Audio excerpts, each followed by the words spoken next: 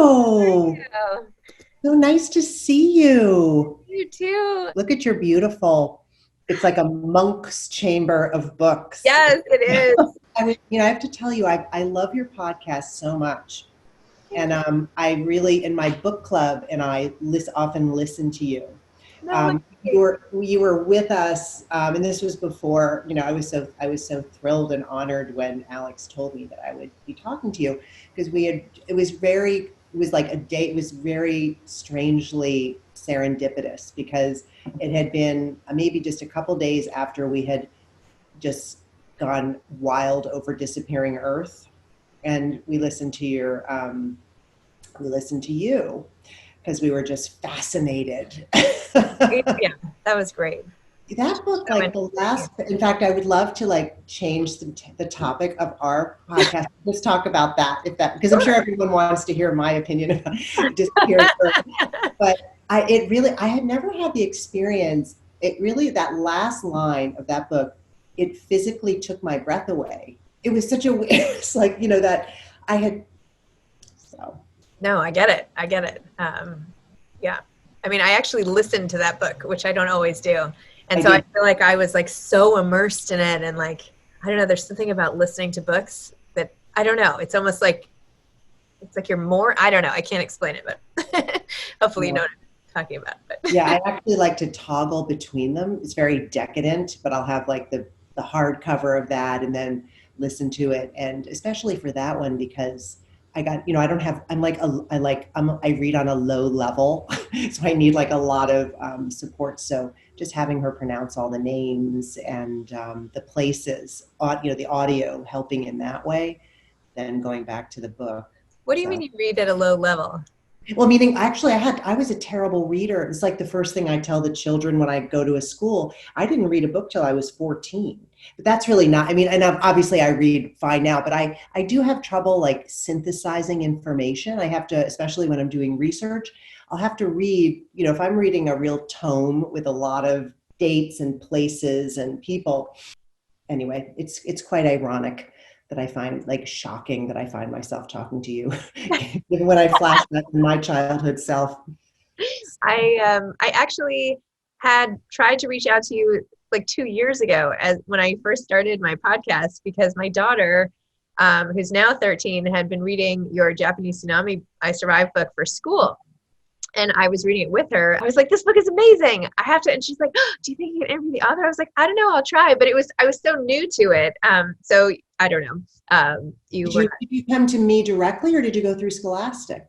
no, I think I emailed you on your website or Oh something. no, that Um, makes me feel. There was a period of time. My reader mail is a source because I try to answer everyone, and it's like it's a source of. As I'm getting older, I'm trying to like let go of shame and guilt, but it's like I'm haunted by it because I try like I make I like I expend a large amount of energy, and then still I hear from kids like you never wrote me. I never heard. Anyway, no, well, I so do. happy that well here. I'm glad you forgave me. Yes, It was. I forget. No, and at the time I was so new to it. I think, I didn't know to go to publicists and like now, anyway. Well, So I I'm normally, I would have leapt at the chance thrilled. had I been, focused on it. Well, all to say, it's so nice to be able to talk to you. Me You are too. such this like, I can't believe you were saying you're a sort of a slower reader because the amount of research and information and the way you create environments makes everybody feel like they actually lived through all your stories. Like for real. Like I feel like I'm like traumatized after I finish reading because I'm like, oh my gosh, I feel like I just survived all this stuff. It's amazing. So how do you do it? Like, first of all, how do you pick which I survived topics? How did you? I know I read somewhere that you had started it for your son, Dylan, on your website. You said that, but tell me about starting the whole series and how you now pick which disasters to focus on. Okay, so definitely you're right. The series was inspired, I think, by both my experience as a mom of four kids. My boys who were the older three. The middle two particularly were not interested in reading at all. So I was always in that situation that so many parents are of just constantly trying to find books that would light them up and this will be it and not succeeding. And at the same time, for many years, for 30 years, which is very staggering and now increasingly shocking number. I have worked at Scholastic in the magazine division. There's my dog. And so in that role, I spend an enormous amount of time with teachers and in classrooms and with kids, and trying to take topics that are generally considered, that are either not engaging inherently or far removed from the lives of our kids. If it's a story about the Civil War or a story about Korea, anything, to try to make those engaging. So I found that through the magazine work, that anytime I had a real child or a fictional child and put them in the middle of the story, those were the stories that their teachers wrote to me about and kids wanted to know more about. And so that I was actually really surprised when I started to think about, that there wasn't already a book series for that age, for that sort of 3rd to 5th grade level, that did that. Now, there are wonderful narrative nonfiction books written by incredible authors, like Deborah Hopkinson and Tanya Bold, and all these amazing authors. But there really wasn't anything in that between Magic Tree House and Lightning Thief. There was this gap in my, for my sons. So I think the hybrid experience for me of being the parent and the sort of author educator gave me that inspiration. And it is, you're right, they are an enormous amount of research, because what I'm trying to do is with a very fine brushstroke, create these little, these vignettes for kids, so they really know, what does it smell like, on a, inside a tornado, actually, or, what does it feel like to hold a cannonball? So that's really that's the fun part of the research, but that does mean that it's not just a sort of linear research path of learning about a topic. It's really trying to find a lot of the research is ancillary. I'm looking at, kind of going down tributaries, hoping that will unearth, some incredible detail about, for my California Wildfires book, which is unfortunately way too timely at this moment. Was really wanting kids to understand, because what it was like for a firefighter in a wildfire. What are the sensory experiences that you would have if you had to deploy your fire shelter? So you're interviewing people and reading, very arcane firefighter blogs, and trying to get as close to the sources as you can. Whether it's which is easier, obviously, for contemporary topics than it would be, writing about ancient Rome. But it's really, that's definitely the most exciting part. The most exciting part is being with kids and talking to you. But other than that, of being on that kind of treasure hunt for the detail that I really want a kid to be like, there's always like 3 or 4 facts in a book that I want the kids, even if it's not about the detail itself, the topic itself. Maybe it's something for the California wildfires. I had this whole front story that the characters, one of them, they run this reptile rescue, which is like a real thing, that people give up their large pet reptiles because they can't take care of them. And then you or I would like have a shelter for them. So details about like having a large monitor lizard that you're taking care of. Because I want kids to just, that breaks up that more, the background information and all those facts that I really want them to absorb. So it almost, it's alternating between the boring facts and these sparkling details that distract them from the fact that they're actually learning stuff. It's amazing. You should do this for grown-ups. It's actually just an exercise in empathy is what you're doing. You're literally putting kids in other people's shoes, and you're using it in like historical context, but it's really a gift. It's like, how can you imagine what life is like for someone else going through something hard? And yet you're also teaching them. So I don't know. I feel like the main gift is the empathy piece and the ability to, it's almost like memoir for kids, right? You're inspiring me. I'm going to cling to your words, and I'm going to like put them in my heart and my brain, and they will be there with me all day, because it's sort of, sometimes it feels like almost a ridiculous amount of work, like luckily my editor and my, the people who I work with, they do understand, but these books, you would, looking at these little, little paperbacks, you'd think that I just sort of, you know, that they could be, especially now that I've written 20, that they would just be sort of so easy. They're quite torturous. And when I'm about to, get into that heavy deadline mode with my family, everyone's like, all right, and I'll say to my husband, I think this one's going to be easier. And he's like, okay, I'm glad you say that before every single one, but I don't think it's, I think you're it's going to be horrible. Like, how long does it take? Like, how long do you research, and then how long does the writing take, and all of it? Well, I generally, because I've been very, I have very kind and understanding, my editor, Katie, and the whole team. I have been generally gotten away with writing all the way up to the very last second.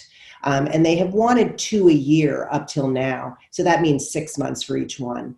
But it became too much for me. I mean, I just, because the minute I finished one, I would have like a week. And then I would just have to completely shed, Revolutionary War and plunge into, World War II, or, so it just became, and then the joy of it kind of started to go away from me, to be honest. This is very much, I feel so I don't want to sound, like one of those people, like, it's such a joy, all that, because I mean, look, the experience again of being able to talk to you and hear you respond to this work that I've done in the way that you do. It's an incredible, I just feel like tickled by it constantly. And I found myself, around maybe book 15, 16, really feeling like I just couldn't keep this up. So fortunately, they had the very genius idea of creating a line of graphic novels based on I Survived. So they're, and I'm a little bit involved. They're incredibly kind about, I approve things, and there's this incredible author named Georgia Ball. She's a script writer for graphic novels, and she somehow interprets my stories in this really lyrical way. So the team just does a beautiful job, and I get to kind of watch and then weigh in on the history and all of that. So that now has enabled us to create a schedule, like an annual schedule that is much more, that leaves more breathing room. But it's really 6 months by the, researching. And one of the problems now is with COVID, I'm not able to travel. So I have traveled, except for Japan and the bottom of the North Atlantic to see the Titanic. I've gone everywhere for the books, because I do feel like that's a super important thing. And I like to take video there, because I like to, be able to show the kids, what it would have been like for, the characters, and for them to walk in the characters' shoes. And often the stories then give birth to nonfiction articles that appear in the magazine Storyworks. I don't know, which is like this beautiful labor of love that I create with a team at Scholastic. It's this ELA magazine. I'll send you some I'll send you Storyworks, the second grade version, which is so adorable for your 7-year-old. So, so the work I do on I Survived, actually many different sprouts come from it that end up blooming in different places. So it's... I bet, I'm sure you have thought of this, but I bet there are a lot of people who would jump at the chance to help you do your research and like speed along the process of these books. Do you feel like it's hard to outsource that? You're so, I would love it. And I've had, but the problem is it goes back to what we talked about earlier, is that so much of, I've learned to create the character. For the most part, that's the first thing I do now. And that's something I learned from my editor, Katie, who's only been doing the books for the past, I think, 3 or 4. But she's really helped me understand that I used to discover the character during the writing process, and then have to go back and research to create additional experiences for my character to have these, epiphanies or opportunities for growth. But she was like, no, that is not, no. You have to figure out the character. It's like 101, I'm sure this is what your daughter's 13-year-old writing the character's journey.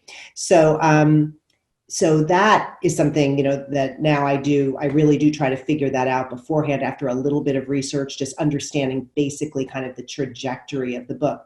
But then all of that, a great stuff, all those, it really is, I discover it accidentally. And sometimes what I discover in research, like I spent several days just researching helicopters for the wildfire story. And I learned that like the ones that many of the firefighters have loved the most are these old Hueys from Vietnam, from the Vietnam War. So just, that's the kind of thing that I couldn't have, that a researcher, and that became like the little chapter head spots, those helicopters. And they led me into this whole incredible world of like magazine articles and, blog posts by firefighter, pilot, helicopter pilots, the people who are now in Oregon. And that helped me create these two characters that are, one particular character in the book. One of the firefighters is this woman who is just, very badass, who's the best helicopter pilot in their CAL FIRE district. I mean, I know the forest fires now are raging again. It's like unthinkable that, I mean, that your book would be coming out, be this timely. I know you mentioned it, but like, how are you not to say leveraging it sounds totally crude and commercial, but like, how are you getting the word out? Because now people are really suffering right now and could probably use this experience. You know what I mean? I feel like you should be like airdropping books of them to California or something. I don't know. I don't know. I mean, it's a really good question. I mean, I've been in touch, the story of that book is it had a very wonderful emotional component, which is that one of the things that happens to me as the author of this series, but also in my role at the magazines, is that a lot of people do reach out to me directly in the aftermath of disasters. So this lovely woman named Holly Fisher wrote to me 4 days after, I think 4 days after the town of Paradise burned down. She had grown up there, and her son Lucas reads my books. And she just wrote me this beautiful email, like, I'm right, the camp, you might have heard about the fire that destroyed my town of Paradise. The fire is still burning. I think that you should come here. I know you'd have many people who would want to share their stories. So we got in touch, and there were other people who had written to me from those areas. So a few months later, my 3 of the 4 kids and my husband and I went to Paradise, and we met Holly and her husband, Josh, who's a firefighter who helped save people in a parking lot, unbelievable. And they took us around the ruins of the town. And then we went back in the summer to kind of see how things were. And I wrote an article about it for the magazine, and we created a video. And I wasn't really intending to write an I Survived book about it. But a lot of the kids said to me, are you going to write about this? And then I thought, I learned so much when I was there. And I do think it's a very important climate story, and it's a story also about, our relationship with nature. And, not all of it is climate. I mean, a huge part of it is, but it's also, how we have, this interesting, I don't know if you remember the book, The Big Burn. I think it was Tim Egan. He writes about, that was the biggest wildfire in American history. I think it was 1910, if I'm not mistaken. But that fire in the Bitterroot Mountains in Idaho and Montana, it gave rise to the whole fire suppression policy of, we're going to put out every fire, because it was so terrifying. And it made sense.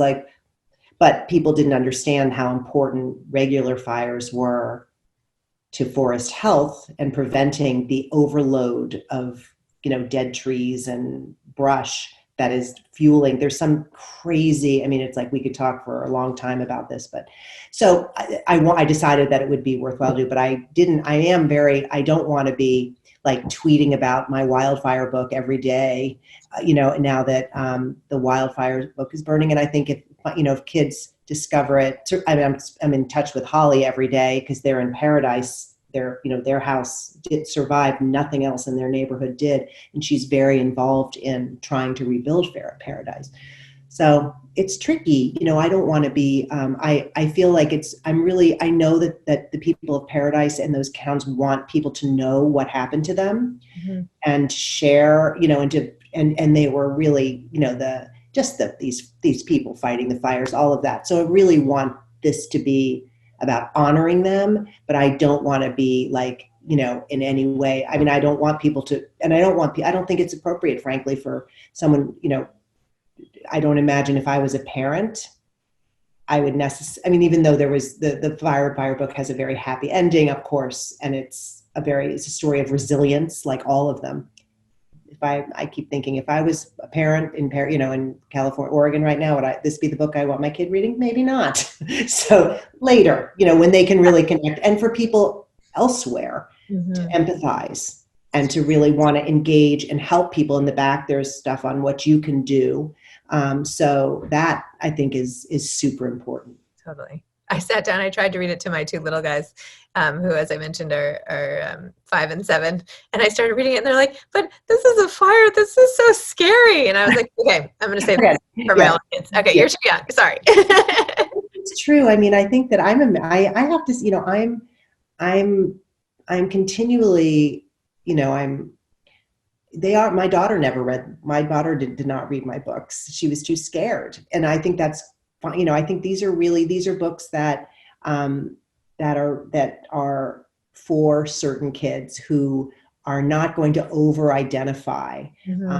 And so I hear you. And I don't, I recommend, I don't recommend them for very young kids. I'm shocked. I'll get letters from parents like, we just read the 9/11 book together to our kindergartner. And I'm like, I don't know if,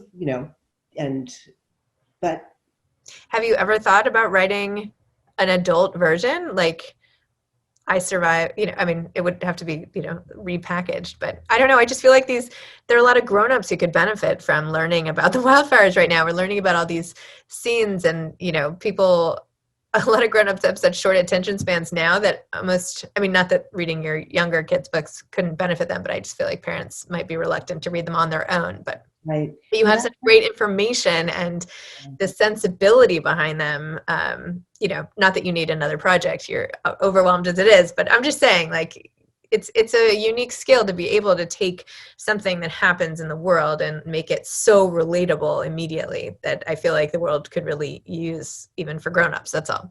Well, I think it would be, there are so many, that's definitely my favorite genre, the great narrative nonfiction writers, and there's so many of them. Is it William Longveat? I can never pronounce his name. William Longveat, he writes for The Atlantic. He wrote The Looming Tower. Tim Egan. There are just so many amazing authors who are doing this. And I read all of their books and I think, oh my gosh, it would be sort of a dream to be able to spend a couple of years. And even there was this great book, and I'm showing my age because I have zero short-term memory anymore. It's quite a problem, although people seem to be fairly indulgent. But there's a great book I recommend, which is the kind of book I would love to write, called This Is Chance. Have you heard of this? No. About the Alaska earthquake. It just came out this past year. It's so wonderful. And the author, I can tell you who the author, it's this the 1962 earthquake that happened in Alaska, right when Alaska was sort of, getting on solid ground as a state, and Anchorage was sort of growing, and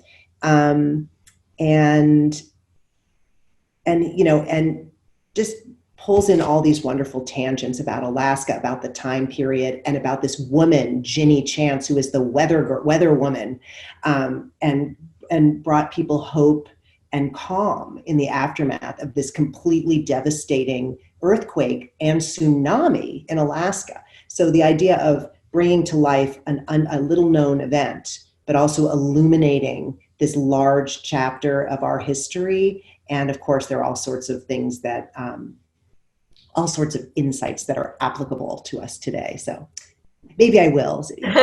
If you were going to write an I Survived about something really awful from your own life, like what would that be about?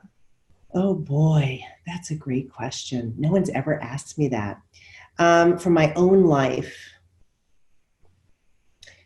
well, I think that I'm fortunate that as I always tell the kids, they're always like, did you live through any of those disasters?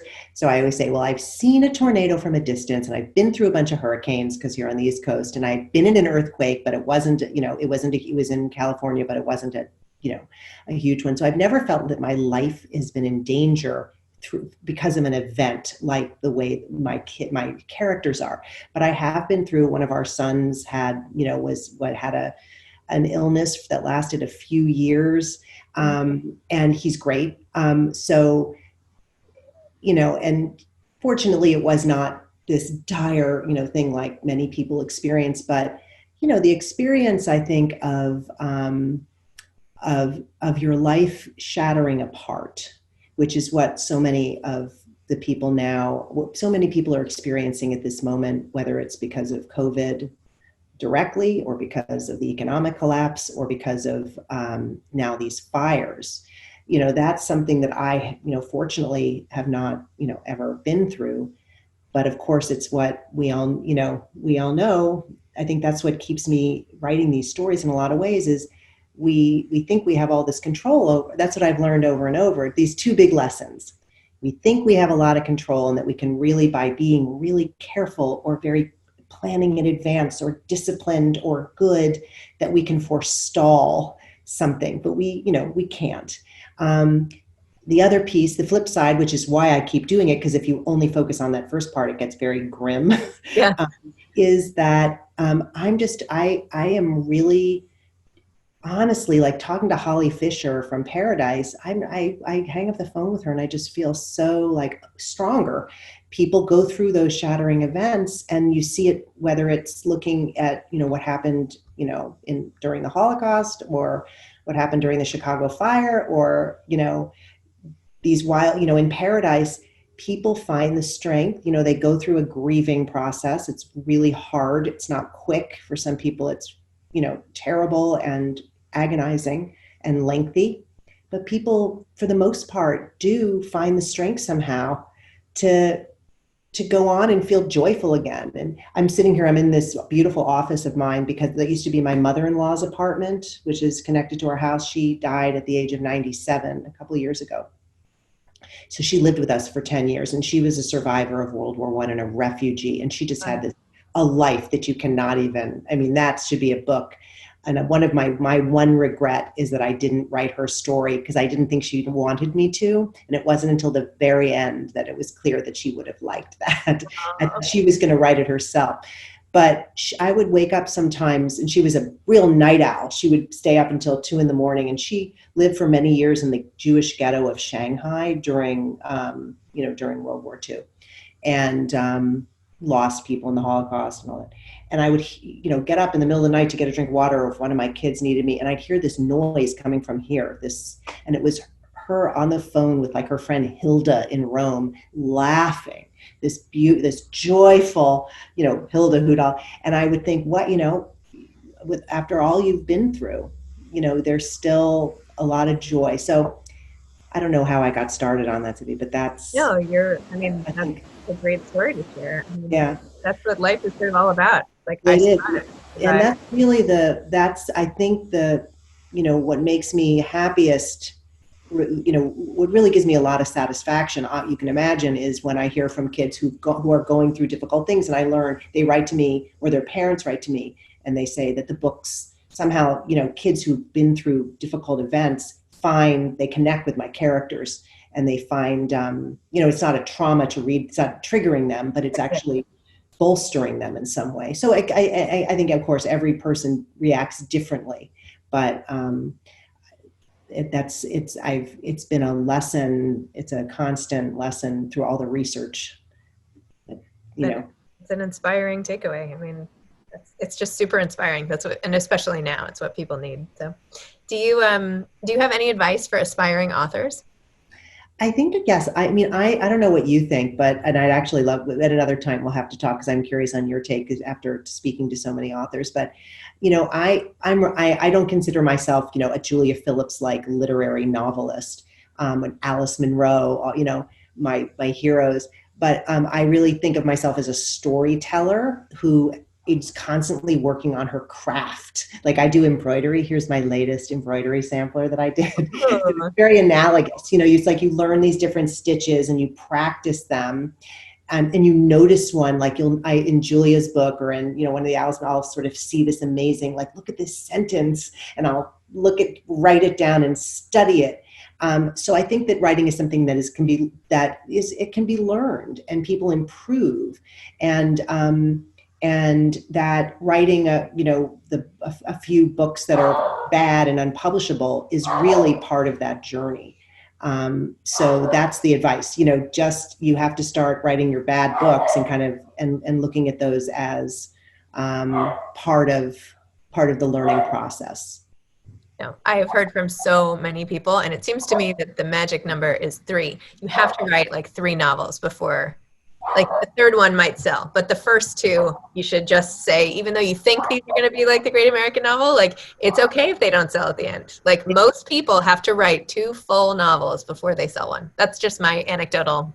Yeah, I think you're totally right. And I also think, the other piece of it is that, maybe it's different now, because I think people see, the world of writing and writers has changed so much over the past 20 years. And it's hard to make a living as a writer, right? So I think the idea of taking it on and not being as obsessed with becoming a bestseller, or saying, this is something I want to do. This is something I'm going to do.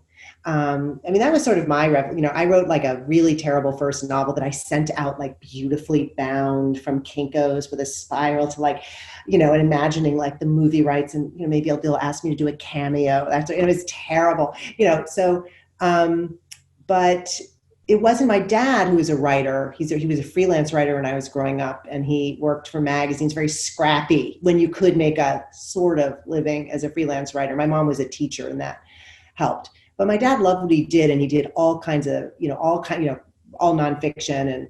But I remember when I proudly told him, I was writing, this novel, and I was very stressed. I wanted to finish it. And my dad's the nicest guy in the whole world. He never says a mean word, but he kind of looked at me and he goes, no one is waiting for your novel. And it was actually like, no one cares if you finish it. So take your time and make it good. And the idea of wanting to finish something. So my 2 pieces of advice: feel great and excited about your, the books that you might consider bad. And then it is an ongoing learning process. So, and that's what makes it, I think, that's what makes it satisfying. Amazing.